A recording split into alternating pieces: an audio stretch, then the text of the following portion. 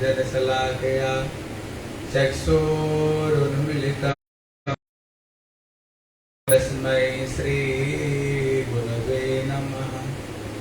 गुरवे गौरचन्द्राय राधिकाय यैस्तदालये कृष्णाय कृष्णभक्ताय तद्भक्ताय नदायते कृष्णाय कृष्णचैतन्य नाम्ने गौरतुसे नमः।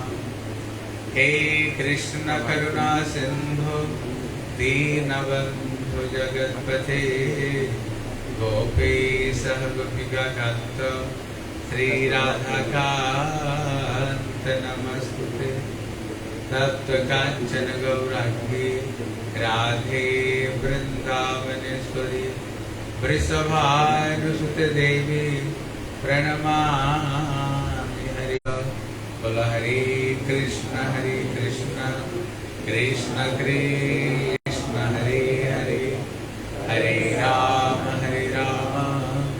राम राम हरे हरे। बोल हरे कृष्ण कृष्ण कृष्ण हरे हरे, हरे राम राम राम हरे हरे। सर्वप्रथम गुरुपाद पद्मा श्रीमद् भक्ति श्री रूप सिद्धांत गोस्वामी महाराज जी के चरणों कमल में अनंत कोटि साष्टांग दंडवत प्रणाम करता हूँ। तत्पश्चात मेरी शिक्षा गुरुपाद पद्म निकलीला प्रविष्णु विष्णुपाद अष्टोत्तर शतश्री श्री श्रीमद् भक्ति वेदांत श्रीला नारायण गोस्वामी महाराज जी के चरणों सरोज में श्रद्धा पुष्पांजलि अर्पण करता हूँ। उपस्थित समस्त वैष्णव वैष्णवियों को यथा योग्य प्रणाम। हरे कृष्ण। आज हम लोग श्रवण करेंगे श्री भक्ति सिद्धांत सरस्वती गोस्वामी प्रभुपाद का उपदेशामृत है। इसलिए श्रील प्रभुपाद को भक्त लोगों ने अलग अलग समय पर अलग अलग प्रश्न किया और प्रभुपाद ने क्या उत्तर दिया है।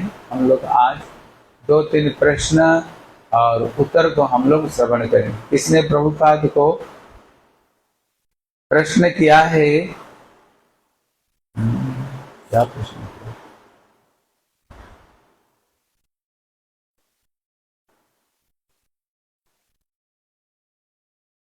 इनका प्रश्न है, हमरा किभावे विषय ग्रहण करबो। हम लोग कैसे ये विषय को ग्रहण करेंगे। विषय मतलब ये सांसारिक की जो विषय वस्तु है, पहनना रहना खाना पीना, इसको हम किस रूप में हमें ग्रहण करनी चाहिए। प्रभुपाद कहते हैं, हमारा यथा योग्य विषय ग्रहण करबो बेसी विलासितार मध्य जाइबना किंबा ताहाते आत्महत्या है ए रूप भावे वो शरीर के पीड़न करीब ना।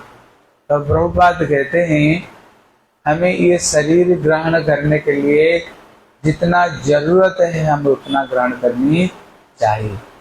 अगर हम ज्यादा विषय ग्रहण करते हैं फिर भोगी हो जाएंगे। अगर हम कम विषय ग्रहण करते हैं फिर हम रोगी हो जाएंगे।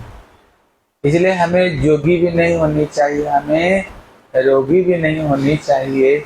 हमें क्या करनी चाहिए, जितना शरीर की निर्वाह करने के लिए जरूरत है उतना हमें ग्रहण करनी चाहिए। इसलिए जब श्री चैतन्य महाप्रभु और श्री रघुनाथ दास गोस्वामी ने प्रश्न किया, बोले प्रभु आप अपना मुखार बिंद से हमें कुछ उपदेश ग्रहण करो। महाप्रभु बोले, मैं तो तुमको स्वरूप दामोदर का चरण में दे दिया, मेरे से ज्यादा ये स्वरूप दामोदर जानता है। ये स्वरूप दामोदर मेरे से ज्यादा ये जानता है। बोले क्यों? तो ये स्वरूप दामोदर कौन है कृष्ण लीला में? अरे बोलो कौन थे? ललिता सखी है। ये जो ललिता सखी कौन है? बोले कृष्ण को भी शिक्षा देते हैं, कृष्ण को भी ये डांटते हैं, कृष्ण को भी शासन करते हैं, राधा रानी को भी शासन करते हैं। ये दोनों को शासन करती है ललिता से। बड़ा तेज है, ये बड़ा तेज है ललिता सखी। ये दोनों को शिक्षा देती हैं ये ललिता सखी है। इसलिए कहते हैं मेरे से भी ज्यादा कौन जानती है, ये स्वरूप दामोदर जानती है, क्योंकि ये दोनों को शिक्षा देने वाले ये ललिता सखी है। और विशेष करके जो स्वरूप दामोदर ये कौन है, ये आश्रय विग्रह है। हाँ, ये आश्रय विग्रह है। इसलिए भगवान की भक्ति कैसे करनी चाहिए ये इनको पता है, क्योंकि दिन रात कृष्ण सेवा में ही ये लगी रहती है, कृष्ण सेवा में ही ये लगी रहती है। मैं तुमको तो स्वरूप दामोदर का चरण में मैंने दे दिया, इसलिए मेरे से वो ज्यादा जानते। बोले प्रभु तब भी मैं कुछ चाहता हूँ आपकी मुखार बिंद से कुछ उपदेश को सुनने के लिए। तो महाप्रभु ने क्या बोले, बोलो, बोले भालो ना खाइबे और भालो ना पढ़िबे, ग्राम्य कथा ना सुनिबे, ग्राम्य कथा ना कहिबे, भालो ना खाइबे और भालो ना पढ़िबे, ब्रजे राधा कृष्ण सेवा माने से करिबे। तब उनने शिक्षा दिया है बहुत ज्यादा बढ़िया बढ़िया नहीं पहननी चाहिए। बोले क्यों, बोले अगर बढ़िया पहनेंगे तो प्रभुपाद कहते हैं अगर बढ़िया खाएंगे तो उसमें अपना हानि है, उसमें अपना हानि। लेकिन अगर बढ़िया पहनेंगे कहते अपना भी हानि दूसरे का भी हानि, कहते ये दोनों का हानि। बोले कैसे, बोले अगर बढ़िया पहनेंगे अपना हानि है, जब रास्ता में जाएंगे क्या सोचेंगे मेरे तरफ में कोई देख रहा है कि नहीं, आज हमने इतने बढ़िया सुंदर कपड़ा पहना, आज मेरे तरफ में कोई देख रहा है कि नहीं। इसलिए एक तो मन कहा जाएगा, विषय का प्रति जाएगा, और दो व्यक्ति देखेगा भी ये सुंदर पहन रहा है उसका भी हानि और खुद का भी हानि है, क्योंकि हमारा जो मन है वो विषय का प्रति धावित होएगा है। इसलिए कहते भाला ना खाइबे और भाला ना पढ़िबे और ब्रजे राधा कृष्ण सेवा मानस करिबे। इसलिए मानस में ब्रज में राधा कृष्ण का सेवा मानस में करना, और ग्राम्य कथा ना बोलिबे, ग्राम्य कथा ना कहिबे। ये जो भगवान की कथा को छोड़ करके ये जो विषय की वार्ता बोलना भी नहीं और विषय का वार्ता सुनना भी नहीं, बोलना भी नहीं और सुनना भी नहीं। इसलिए महाप्रभु ने ये उपदेश दिया। इसलिए यहाँ पर प्रभुपाद कहते हैं इसलिए जितना जरूरत है हमें उतना ग्रहण करनी चाहिए, ज्यादा ग्रहण करेंगे तो फिर विषय का प्रति हमारी मन धावित होगा। इसलिए बोले जो वैराग्य है कहते 5 तरह का वैराग्य है। कितने तरह का वैराग्य है, क्या क्या बोलो। पहला नंबर है, सुन लो कल बोलना भाई, पहला नंबर है मरकट वैराग्य। बंदर को देखा कि नहीं वृंदावन में, बंदर को आप देखना कपड़ा नहीं पहने, मतलब बड़ा बहुत बड़ा साधु है, नंगे साधु होते ना, पूरा नंगे जैसे साधु है। अपना घर मकान भी है कोई बंदर का है, जैसे कोई साधु किसी वृक्षों को नीचे रह जाते हैं, ऐसे बंदर क्या करते हैं वृक्ष में रह जाते हैं, अपना पहने नहीं, नंगे साधु जैसे हैं, नंगे साधु जैसे। और कोई खाने के लिए भी कोई चिंता नहीं, खाने के लिए भी कोई संग्रह नहीं, लेकिन ऊपर देखो तो जैसे बड़ा वैराग्य है। लेकिन आप वृंदावन में देखना किसको तो चश्मा पहनने ही नहीं देगा, इसके हाथ में पर्स भी है ना, वो पर्स भी छीन लेते हैं, पता नहीं कहाँ से सीख गए। पहले तो कोई फल फूल दे के छोड़ देते थे, अभी ऐसे हो गया फ्रूटी के बगैर कुछ भी नहीं थे, उनको फ्रूटी चाहिए, पता नहीं कहाँ से ये सीख गए, फ्रूटी खाना कहाँ से सीख गए हैं। लेकिन बड़ा कामी, इतने कामी वो बंदर, बड़े कामी ये बंदर है। इसलिए कहते इसको कहते हैं मरकट वैराग्य। ऊपर में दिखता है जैसे बहुत बड़ा वैराग्य है, लेकिन अंदर में बड़ा कामी। अब देख लेना, बंदर इधर देखा इधर देखा, लेकिन उसका नजर कहाँ पर है, कोई रोटी बना रहे हैं, किसका हाथ में फल है कि नहीं, थोड़ी सी नजर से इधर उधर होता झट झट झट झपट पड़ेंगे हैं। इसका मतलब क्या है, इसका मतलब होता है कभी कभी हम लोग तो साधु का रूप धारण कर लेते हैं, साधु का रूप हम धारण कर लेते हैं, लेकिन हमारा जो मन है ना वो विषय का प्रति रहता है। अगर थोड़ी सी कहीं इधर उधर होना, झट हम विषय के प्रति झपट पड़ते हैं, विषय का प्रति हम झपट पड़ते हैं। इसलिए इसको बताया मरकट वैराग्य है। दूसरा वैराग्य है श्मशान वैराग्य। जब कोई व्यक्ति शरीर छोड़ता है, चार व्यक्ति क्या बोलते बोलते ले जाते हैं, राम नाम सत्य है, हरि नाम सत्य है, सत्य बोल गत्य है, सब कोई बात झूठा, बोलते बोलते ले जाएंगे जगत में सब झूठा, केवल भगवान का नाम सत्य है, सुनाते सुनाते ले जाएंगे, लेकिन खुद कभी हरि नाम नहीं करेंगे, खुद कभी जिंदगी रहते बोलेंगे सब कोई बात झूठा है जगत में, सब अनित्य है, लेकिन कभी हरि नाम करते हो?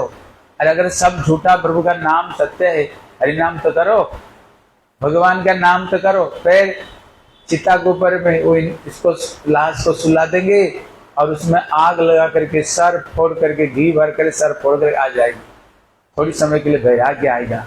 देखो इतने धन दौलत दुकान मकान क्या नहीं था, लेकिन लेकर क्या गए? कुछ भी लेकर नहीं गया। जैसे सचमुच से संसार में कुछ ही नहीं है, संसार में सब बेकार है। हाँ, वहां से लेकर के आएंगे, लेकिन जब घर में आएंगे ना, बीबी जब थोड़ी सी मीठी मीठी बोली बोल दे, नाती पोती जब पापा पापा बोल करके, नहीं तो बच्चे गोद में चढ़ जाए और थोड़ी सी प्रेम में पड़ जाए ना, बस धीरे धीरे धीरे धीरे धीरे सब भूल करके फिर संसार में मस्त हो जाते हैं। इसलिए इसको कहते हैं, कौन सा वैराग्य हो गया? ये शमशान वैराग्य। बताओ तीसरा वैराग्य क्या है? फल्गु वैराग्य। फल्गु एक नदी है, ये सीता की अभिशाप से ये सूखा हुआ है, लेकिन अब देखो कि ऊपर ऊपर में केवल रेती रेती दिखता है, लेकिन थोड़ी सी उसको हटा दो ना, पानी उसके अंदर में पानी की स्रोत बहती है। बोले इसका मतलब क्या है? बोले मतलब है ऊपर में तो वैराग्य के रूप हम धारण करते हैं, लेकिन जो अंदर में है ना, ये विषय भोग की वासना हृदय में अंदर में बह रही है, अंदर अंदर में विषय भोग करने की भावना हमारे अंदर में बह रही है, और उस समय होते ही वो क्या होता है, झट वो विषय वासना हृदय में प्रकट हो जाता है। इसलिए इसको कहते हैं फल्गु वैराग्य। और एक वैराग्य क्या बोलो? हाँ, कहते एक वैराग्य है प्रसव वैराग्य। जब माताएं बच्चे जन्म देते हैं, अभी तो ऑपरेशन करके निकाल देते, पहले ऐसे नहीं होता था, पहले नेचुरल रूप में बच्चों को जन्म देते थे। जब जन्म देते थे इतने कष्ट होता था। एक समय एक बेटी, एक लड़की ने गर्भधारण की, तो वो अपना माँ को कह रही, बोले माँ जब मैं बच्चा जन्म दूं ना, जब मेरा बेटा हो मेरे को जगा देना। तो मैया कहती तेरे को जगाने का नहीं, तू घर को पूरा जगा दे, तो पूरा घर को जगा दे। क्यों? इतना प्रसव पीड़ा होता है, इतने पीड़ा होता है, प्रसव पीड़ा, बड़ा कष्ट भोग करता है, सोचता है और ये विषय भोग नहीं करूंगी, और ये विषय भोग नहीं करूंगी, इतना कष्ट। लेकिन जब बच्चे का मुंह देखता है, जब लाड़ प्यार देती है, कुछ दिन बाद में सब भूल जाते, फिर विषय भोग करना शुरू कर देते, फिर विषय भोग करना शुरू कर देती हैं। इसको कहते हैं प्रसव वैराग्य। कहते पंचमा नंबर वैराग्य क्या है? युक्त वैराग्य।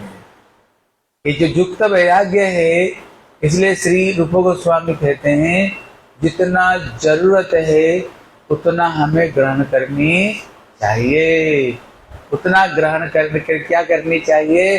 बोलो हरे कृष्ण कृष्ण कृष्ण हरे हरे, हरे राम राम राम हरे हरे। भगवान की भक्ति हमें करनी चाहिए, हैं? लेकिन हम देखते हैं तो कितना सुंदर मंदिर बना है। अब देखना भक्त लोग बड़े सुंदर मंदिर बनाते हैं ना, हम लोग भी बड़े सुंदर चाहते हैं, बढ़िया इसमें बढ़िया पत्थर लगाए, बड़े सुंदर मंदिर हो, ठाकुर जी बड़े सुंदर स्थापन करे, हैं? हम भी चाहते हैं ना बड़ा सुंदर मंदिर बनाने के लिए, लेकिन इसका जो उद्देश्य है भगवान के लिए, ठाकुर को सेवा के लिए। इसलिए एक समय प्रभुपाद को, उन्हें जब बागबाजार गौड़िया मठ प्रभुपाद ने स्थापन किया, बड़ा सुंदर, उस समय का बड़ा सुंदर था। जब स्थापन किया, बड़ा मंदिर स्थापन किया, बड़ा सुंदर, उन्होंने गंबुज बनाए, उसको ऊपर बहुत बड़ा लाइट लगाए थे।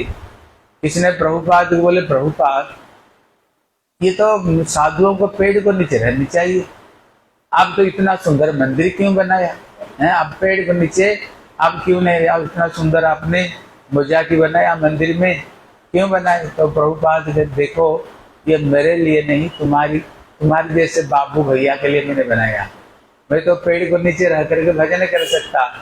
अगर मैं पेड़ को नीचे बैठ करके भजन करता तो आज जो आ रहे हो मंदिर में बैठ करके हरि कथा सुनते हो, कभी बैठ कर हरि कथा सुनते थे, पेड़ को नीचे कभी तुम आते? इसलिए वो मेरे लिए नहीं है, तुम लोगों के लिए मैंने ये सबके सब मैंने तुम लोगों के लिए बनाए। कम से कम भक्त लोग आए, वहां पर बैठे, हरि कथा सुने, तुम्हारी आत्मा का कल्याण हो, मंगल हो। इसलिए प्रभुपाद ने मंदिर के ऊपर में इतना बड़ा लाइट लगाया था, भागवत गौड़ी मठ के ऊपर में बड़े दूर तक लाइट जाती थी। इसने प्रभुपाद से बोला, इतने क्यों बिजली नष्ट क्यों कर रहे हो?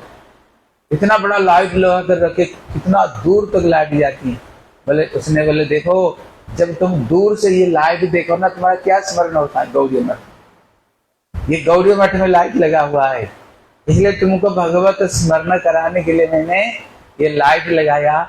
जितने दूर तक जाएगा, कम से कम लोग सोचेंगे तो ये भगवान की मंदिर में लाइट जल रहा है। प्रभुपाद ने एग्जीबिशन किया था जिसमें कैसे आग जल रही है, कैसे हिरण्यकश्यप ने प्रहलाद का आग में फेंक दिया और आग जल रही है, और प्रहलाद बीच में बैठ करके हरे कृष्णा कृष्ण कृष्ण हरे हरे, हरे राम राम राम हरे। प्रभुपाद को किसी ने पूछा, इतना इलेक्ट्रिक नष्ट कर रहे होगा है? अगर ये और किसी काम में लगता तो कल जी जन कल्याण होता। आप इतने इलेक्ट्रिक को आप बर्बाद क्यों कर रहे हो? प्रभुपाद कहते हैं, विश्व में जितने सारे इलेक्ट्रिक है, जब ऐसे काम में लग जाए ना, भगवत सेवा में लग जाए, समझना उसका सही उपयोग हो। इसलिए जिसने बनाया, जो काम करता है, ये ठाकुर के सेवा में लगने पर उनको भक्ति उन्मुखी सुकृत जागृत हो। फिर धीरे धीरे धीरे धीरे भजन करेंगे। जब प्रभुपाद जाते थे प्रचार करने के लिए, उसी समय में कार में बैठना कोई साधारण व्यक्ति, रईसी व्यक्ति बैठते थे कार में, रईसी व्यक्ति बैठते, सब लोग नहीं बैठ सकते थे। प्रभुपाद किसी ने बोले, प्रभुपाद ये साधु संतों का थोड़ी है, साधु तो खाली जूते में रास्ता में चलते हैं, लेकिन प्रभुपाद एकदम बूट कोट सूट पहन करके प्रभुपाद जाते थे। कॉलेज में भी प्रचार करने जाते थे प्रभुपाद। बोले ये साधु का थोड़ी काम है, अब कार में बैठ करके जा रहे हो। प्रभुपाद ने कहा, कार क्या बात कर रहे हो, मेरे पास में इतने हरि कथा है, अगर 10-20 अगर मेरे को प्लेन दे दिया जाए ना, मैं चाहता हूँ विश्व में सारा दुनिया में महाप्रभु का वाणी प्रचार हो। इतने हरि कथा मेरे पास में, इतने हरि कथा है। इसलिए प्रभुपाद ने विशेष करके उन्होंने एक चीज दुनिया को दिया। बोले क्या दिया है? पहले लोग बोलते थे विषय छोड़ो छोड़ो, विषय है, हाँ ये माया है माया है, लेकिन प्रभुपाद ने एक चीज उन्होंने शिक्षा दी है, बोले विषय मालिक केवल माधव। इसलिए सारे विषय को जब कृष्ण सेवा में लगा दिया जाए ना, समझना वो विषय की सार्थकता है। इसलिए श्री कृष्णदास कविराज गोस्वामी कहते हैं, जगत तो लुटिया खाए कृष्ण रे संपत्ति। कभी ये सारे कृष्ण का विषय है, लेकिन लोग क्या कर रहे हैं? लूटपाट कर सबके सब खा रहे हैं। लोग लूटपाट करके विषय, जो कृष्ण सेवा में जो वस्तु लगना चाहिए था, इसको क्या कर रहे हैं? वो अपना विषय भोग में लगा रहे हैं। जब ये सब के सब कृष्ण सेवा में लग जाएगी, तभी ये सारे वस्तु का सार्थकता है, सार्थकता है। इसलिए यहाँ पर प्रभुपाद एक विषय सिखा दिए, हर चीज को कृष्ण से बढ़िया चीज। मार्केट में अगर कोई बढ़िया फल उठा तो सबसे पहले क्या लो? उसको पहले कृष्ण के लिए जितना पैसा होने पर भी उसको ला करके सबसे पहले कृष्ण सेवा में लगानी चाहिए। अगर हम बढ़िया कोई कपड़ा देखा मार्केट में, उसको किसके लिए लानी चाहिए? कृष्ण के लिए, राधा रानी के लिए। हम ये कपड़े हम लेकर के राधा रानी को कृष्ण की सेवा में लगाएंगे। बढ़िया कोई सिंहासन सुंदर देखा, क्या करेंगे? इसको हम क्या करेंगे? वैसे सिंहासन हम श्री ठाकुर जी के लिए बनाएंगे। कहीं अगर बढ़िया मंदिर देखा, इसके ऐसे मंदिर किसके लिए बनाएंगे? भगवान के लिए। इस मंदिर को हम भगवान के लिए बनाएंगे। इसलिए यहाँ पर प्रभुपाद कहते हैं, हर चीज को हमें कृष्ण सेवा में ही लगानी चाहिए। इसलिए बेसी ज्यादा भोग भी नहीं करनी चाहिए, ज्यादा त्याग अपना लिए नहीं करनी चाहिए, लेकिन कृष्ण के लिए करनी चाहिए, भगवान के लिए ये चीज को, ठाकुर जी के लिए हमें करनी चाहिए। तो अगर ज्यादा कभी कोई कोई व्यक्ति होता है ज्यादा वैराग्य करता है, बहुत ज्यादा वैराग्य कर देता है, हैं? लेकिन ज्यादा वैराग्य क्या करेगा तो क्या होगा, फिर भोगी हो जाएगा।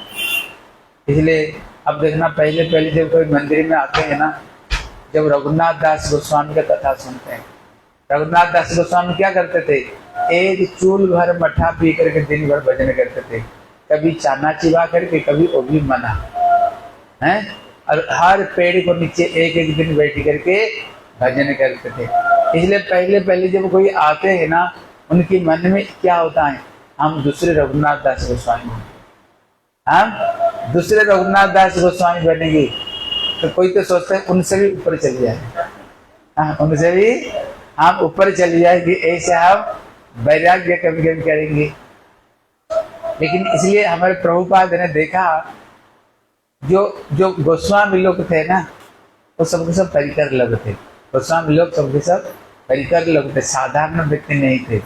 लेकिन हमारा जो शरीर है लिमिटेड है, लेकिन प्रभुपाद आकर के बोले नहीं, जितना जरूरत उतना तुम करो, नहीं तो तुम रोगी हो जाओगे। पर तुम रोगी हो जाओगे, जो थोड़ी बहुत जो भक्ति कर रहे हो ना, वो भक्ति भी खत्म हो जाएगी। इसलिए हमारे महाराज जी कथा सुनाते थे, नारायण गोस्वामी महाराज, मंदिर में ऐसे कोई आया, वहां जब रघुनाथ दास गोस्वामी की कथा सुनाना, बोले दूसरे रघुनाथ दास गोस्वामी बन।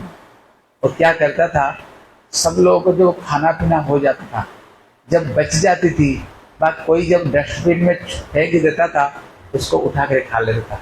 तो वैष्णव का प्रसाद है। जैसे झाड़ू कृष्णदास है ना, कैसे उन्होंने आम खा करके फेंक दिया, और गुठली को उठा उठा कर कैसे खाए। जब इसको सुने बोले हम भी ऐसे करें, लेकिन करते करते करते करते रोगी हो गया, करते करते रोग हो गया। जब शरीर में रोग हो गया, अभी उसको कौन देखेगा, मंदिर में तो सब भजन के लिए आए, कौन देखेगा। अभी लास्ट में ऐसे स्थिति में आ गया, जब परिवार को पता चला मेरा बच्चा बीमार पड़ गया, परिवार का लोग घर में उसको ले गए। जब घर में ले गए, तब उन्होंने पहले बोले मैं घर में नहीं रहूंगा, मैं घर त्याग करती था। बोले कहाँ रहोगे, बोले जो हमारे जो बगीचा में एक छोटी सी कुटिया बना दो, वही रहूंगा। बोले ठीक है बेटा, वही पर रहा कर। अभी उसको खाना कौन बना कर खिलाएगी, मैया तो बोले ठीक है मैं कुछ बना दूंगी, लेकिन बंगाल में तो मांस मछली बनता है, इसलिए मैया तो कुछ दिन बना कर खिलाई। बाद में बोली भैया तेरे लिए हम इतना नहीं बना सकते, तेरे लिए बनाओ और हैं, और घर के लिए बना, मैं अकेले क्या बनाऊंगी, मेरे से इतना नहीं हो जा, एक साथ में खाना तो खाओ, नहीं तो जाओ, एक साथ में खाना पड़ेगा। बोले ठीक है, लेकिन बंगाल में क्या मांस मछली, सबके सब मांस मछली खाते हैं।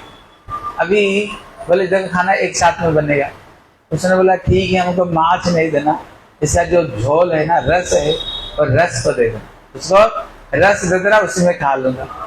इतने में बोले ठीक है, उसको खा ले। लेकिन अभी देते देते क्या हुआ, जो कलची में देते ना कि मांस का पीस आ गया, जब पीस आ गया, बोले अब उसको तो झोल उसका रस देना, लेकिन मांस का पीस आ गया। जब आ गया, बोला अरे मांस का पीस निकल रहा था, बोले जब आ रहे हैं उसको रोक क्यों रहे, उसको दे दो, उसको रोक क्यों है। इसलिए यहाँ पर बोलते थे भैया भैया उतना वैराग्य करो जितना शरीर तुम्हारी सहन कर सकता है। इसलिए प्रभुपाद ने क्या किया, प्रभुपाद ने क्या किया, मठ मंदिर प्रभुपाद क्यों बनाए, कारण क्या, पहले तो पेड़ को नीचे बैठ कर सबके सब भजन करते थे। पहले ये मठ मंदिर नहीं होता था, गोस्वामी लोगों को देखो एक एक वृक्षों के नीचे एक एक दिन रुक करके भजन किया। प्रभुपाद ने देखा ऐसे भजन कौन कर सकता है, जिसका सुकृति एकदम पुष्ट सुकृति है, जिसकी अंदर में एक तीव्र वैराग्य है, और संस्कारवान व्यक्ति ये काम को, संस्कारवान व्यक्ति ये कर सकता है। लेकिन जिसका एकदम संस्कार नहीं है, अभी वो क्या करे, अभी उनके लिए क्या करनी चाहिए। इसलिए प्रभुपाद ने इतने दयालु, इतने कृपालु, जिनका संस्कार नहीं है, उनके लिए संस्कार कैसे बने, प्रभुपाद ने गौड़ी मठ बनाया, गौड़ी मठ बनाया। अगर हम साधारण घर में रहते तो अब बताओ एसी में कभी सो सकते थे, अरे हाँ कि ना बोल दो, एसी में हम सो सकते थे कभी, लेकिन मंदिर में आकर के हम क्या कर रहे हैं, कूलर में और मंदिर में आकर के एसी में हम लोग, एसी में हम विश्राम कर रहे हैं, एसी में हम विश्राम, एसी में बैठते हैं। घर में रहने पर देखना दिन भर काम करते करते, बोले श्री वृंदावन बिहारी लाल की। देखो एक चीज को याद रखना, अगर घर में रहते तो एक चीज समझो, हम किस रूप में रहते। अब देखना दिन भर काम करते करते साधारण व्यक्ति को देखो रोटी और एक सब्जी से पेट भर लेते हैं, है कि नहीं। लेकिन मंदिर में देखो रोज शाही पनीर, पालक पनीर, हाँ पनीर का सब्जी है, और बढ़िया बढ़िया है ना, बढ़िया बढ़िया कितने तरह का 4-5 तरह का सब्जी से हम लोग प्रसाद पा रहे हैं ना, 5 तरह की सब्जी से हम प्रसाद पा रहे हैं। इसलिए प्रभुपाद ने देखा, इसलिए एक आर्टिकल है प्रभुपाद का, बादाम चाल और गवा घी। हाँ, ये प्रभुपाद का उपदेश उपाख्यान में कहते बादाम चाल और गैया घी।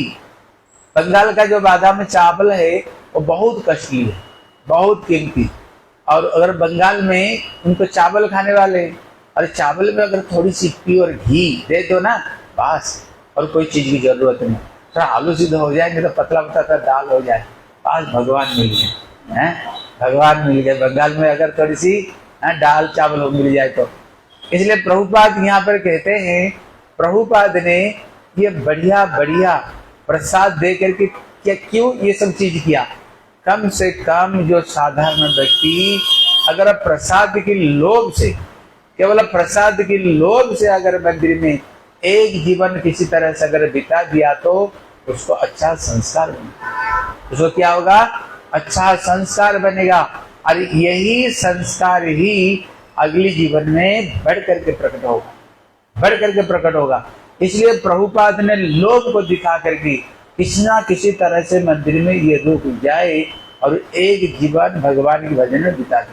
देखो इसलिए मेरे गुरुदेव कहते थे, मेरे गुरुदेव का कहना है, जितने प्रभुपाद का अंतिम उपदेश किया है, सत्य लांछना, सत्य गंजना, सत्य अपमान सुन कर कभी हरि भजन नहीं छोड़ना।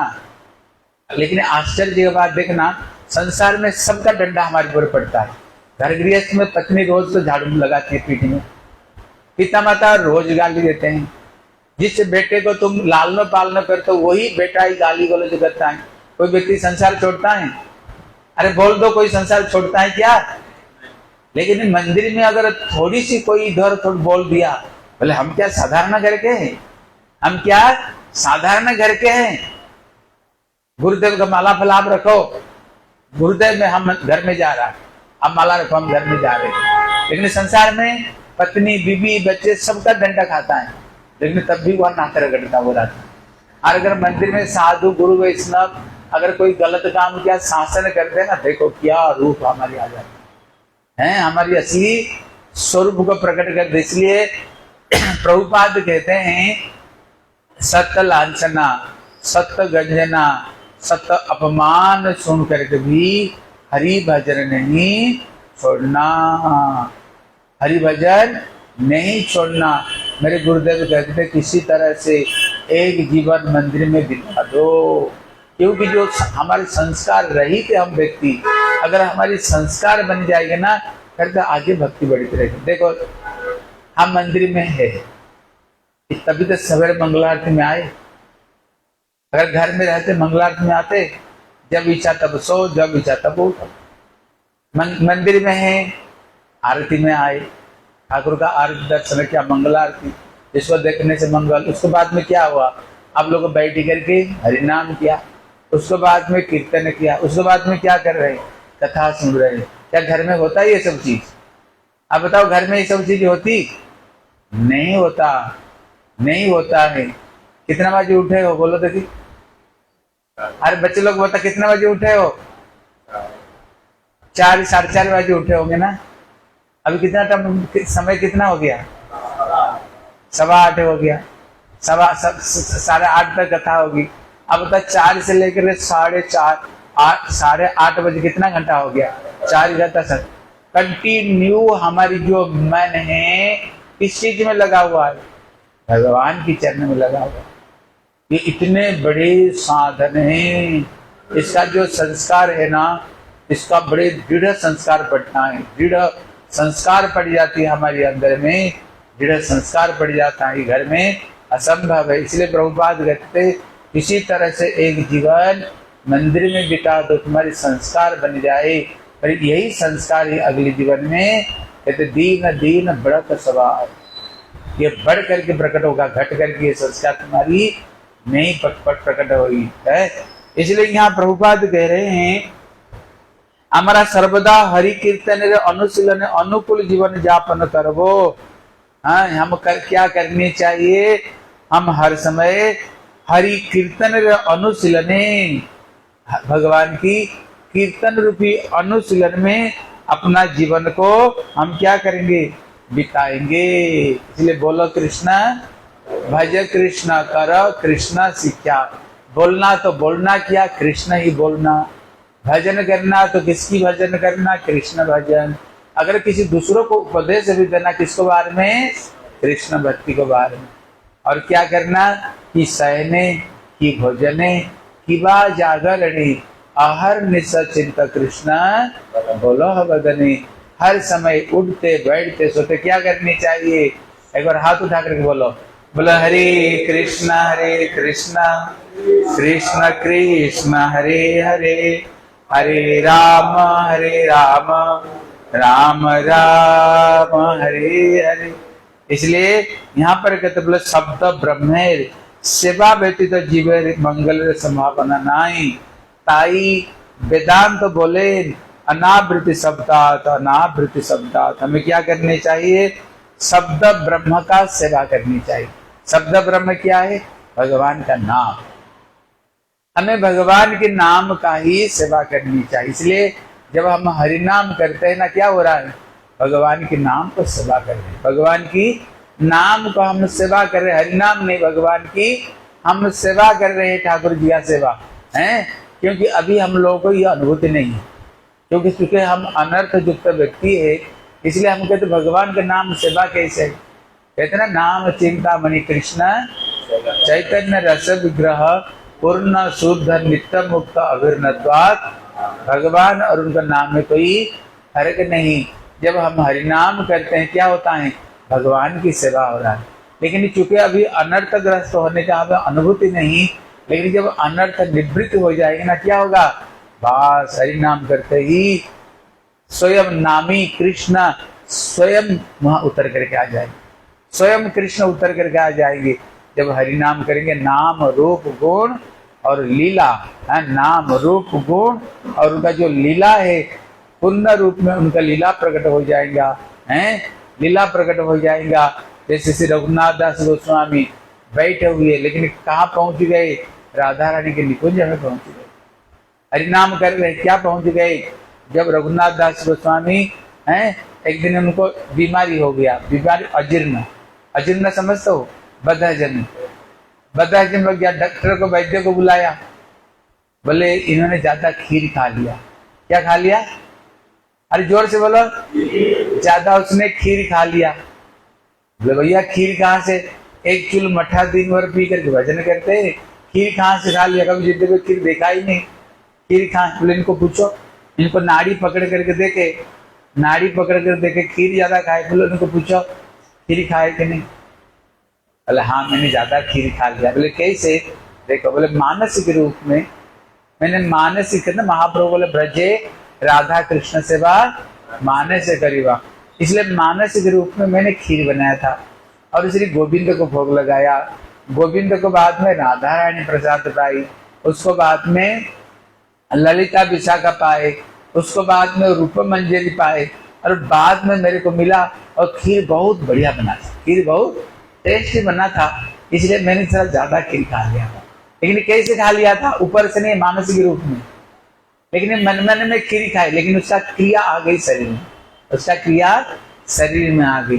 जब हम शुद्ध रूप में हरि नाम करेंगे, बस किसी नाम को तरह हम राधा कृष्ण की निकुंज लीला में हम प्रवेश कर जाएंगे।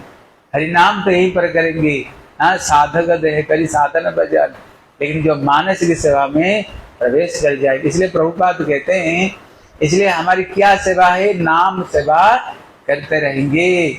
इसलिए हमारे वेदांत में क्या कहता है, अनावृत्ति शब्दात, अनावृत्ति शब्दात मतलब क्या, ये शब्दों को बारंबार उच्चारण करो, ये शब्द को बारंबार उच्चारण करो। हरिनाम को हमें बारंबार उच्चारण करनी चाहिए। करने से क्या होगा, चेतो दर्पण मार्जनम भव महादावाग्नि निर्वापणम श्रेयः कैरव चंद्रिका वितरणम विद्यावधु जीवनम आनंदामुदिवर्धनम प्रतिपदम पूर्णामृतास्वादनम सर्वात्म स्नपनम परम विजय। श्री कृष्ण संकीर्तन। हरिनाम करते करते करते करते सब कुछ हरिनाम से हो। इसलिए प्रभुपाद कहते हैं वस्तुतः हरि कीर्तन द्वारा ही श्री हरि इंद्रिय तर्पण है, मंगल है। बद्ध जीवेर इंद्रिय तृप्त द्वारा वृष्टि व समष्टि कार हो, वास्तव को पुकार व मंगल है ना। जब हम हरिनाम संकीर्तन करते हैं उसको द्वारा क्या होता है, कहते भगवान का इंद्रिय तर्पण